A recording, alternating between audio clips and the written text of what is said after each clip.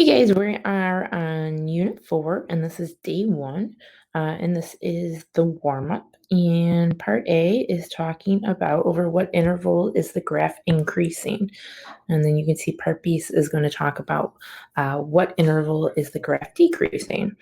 So remember, we read graphs from left to right.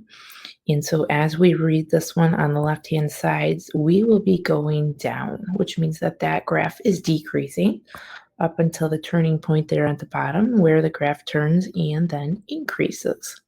Okay, and so we're going to go ahead and do increasing.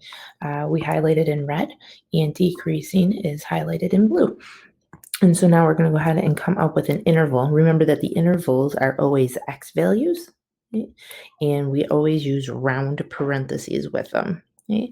So increasing is our red part of our graph, and this is an x value of 2 that it starts its increasing or rising at, and that is an arrow which is headed the arrow is headed up, but it is also going towards the right, and to the right would be infinity. And so our interval will be from 2 to infinity. And remember, increasing, decreasing are always round parentheses for the interval. Okay.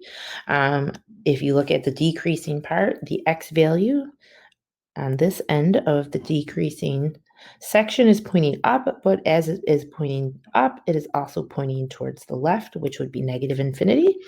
And then it stops at an x value of 2. And so we will say negative infinity to 2. And again, always round parentheses for the intervals for increasing and decreasing. Okay. Part C says, explain why the inverse of this graph will not be a function. And we haven't really talked about that this much this year, so we can go ahead and skip that part. And then we are on to part D. And part D says, if f of x equals -2, find the values of x. So remember that we don't know what the x is, so that's our question mark. However, this -2, it's not in parentheses, so that must represent the y, which is -2. So we're looking for coordinates that have a y value of -2. And on our graph, a y value of -2 is all along this nice little yellow line. So you can see that if you draw it in, they're easier to find. There is one of our coordinates that we're interested in. The coordinates of that point are 1, -2. And so you can see that the x is 1. So we can go ahead and say that x equals 1 is our first x value. Over here, we have a coordinate on that same yellow dashed line, and it has coordinates of 3, -2. And again, we knew the -2 was the y. It's the 3 that we want. So we have 2 x values for this answer. Okay?